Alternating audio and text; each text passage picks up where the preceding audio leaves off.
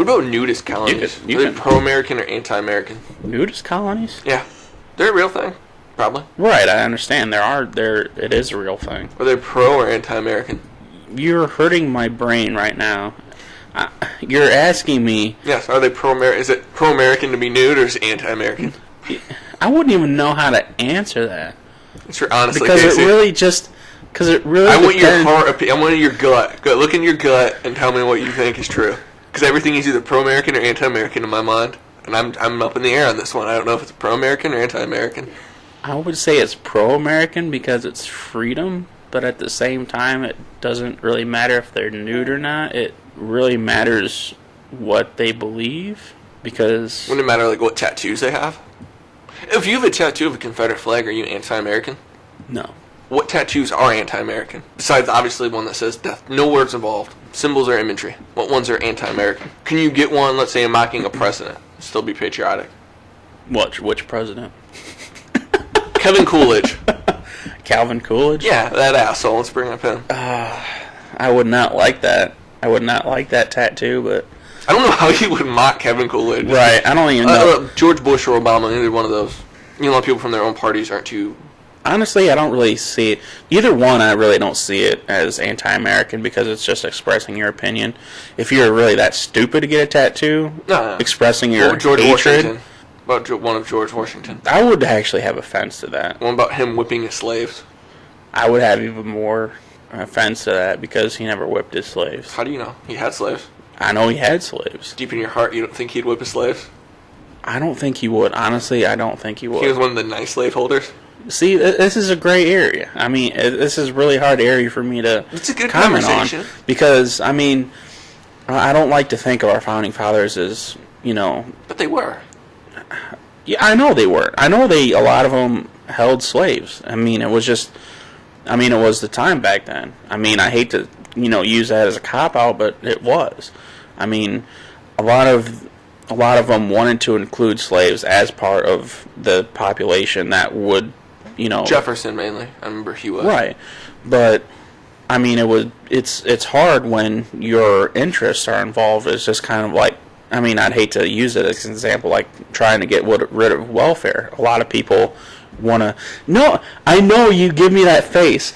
I'm not trying to say anything in the microphone. No, I'm really trying to give you leeway here. No, I mean... It sounds horrible. It does sound horrible. It's just... It sucks to think about, but people do not want to vote against their best interests. Yeah. Well, slavery, I don't think, was in anyone's best interest. Yeah, it was. For southern plantation owners. What about the poor white people that wanted the opportunity to work and couldn't get it because then somebody that had all the money could just have forced labor, do nothing, and then people with a family wouldn't have the same opportunity. It'd basically be an oligarchy, which isn't a democracy. Oh, what about this? We're not even a democracy. That's one of the things. We're a republic. That's one of the biggest misconceptions about America. We're a republic, I get it. We're a republic. But, so, don't you understand that black people, if there's time travel and you could go back, like, don't you understand that black people would have a different opinion of Washington? Like, you'd be, oh my God, that's George Washington, the first president. Black people are like, oh my God, that's George Washington, run, he'll enslave us. Like, no. You understand there's different... I understand that, but at the same time, if you read, like, a book about George Washington's life, he actually did set his personal slave free when he did die. He granted him his freedom, but then he also put in his will that at the death of his wife, the rest of his slaves would be set free. Well, I mean, so did Madison, but Madison's wife, Dolly Madison, actually wouldn't let it happen. She had it void by saying only an insane man would lose his property. Well, then that's that's John Quincy Adams was actually the first president to be openly anti-slavery. Well, that was number 5 or 6 or something. I don't know. But then, I mean, it's hard to say because if you already know the intent of the person, I mean, knowing that they did own the slaves, they just didn't get rid of them at that time. But still, it's just, I don't know. It's hard to hard to look at it in a good light, but it's hard to look at it in a complete bad light too. Yeah, I'm pretty sure owning human beings is really a bad light. That's like, raping somebody. Like, back at the time, of course they had sex dungeons, but that was the thing. Does it make him a bad person for using a sex dungeon? No, it's a gray area.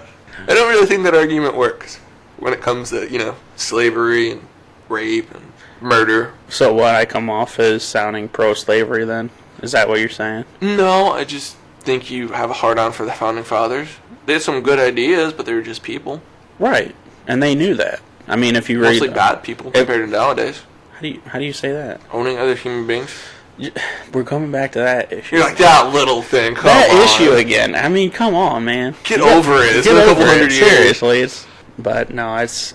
I mean, I appreciate what they done. They had a lot of stuff going against them at the time. I mean, if you read a lot of the accounts, I've heard it takes a lot of balls to commit treason. Right.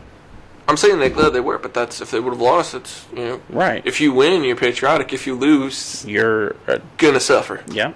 And for them to even stand up against the British Crown when they didn't even really have an army at the time. I mean, how much balls do you really have to have? Yeah, they did have some outside help. Like God. And Santa Claus. He was there.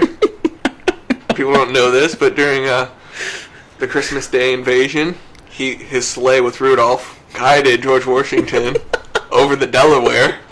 Is that how it went? It's conveniently left out of the picture. Well, that's... And all the accounts. Oh, yeah, that's how we led it. So, Rudolph with Santa led the Delaware invasion. Led George Washington over. And he was so self-sacrificing and humble that he wouldn't even take any credit for it. You are messed up, man. Can't prove it didn't happen.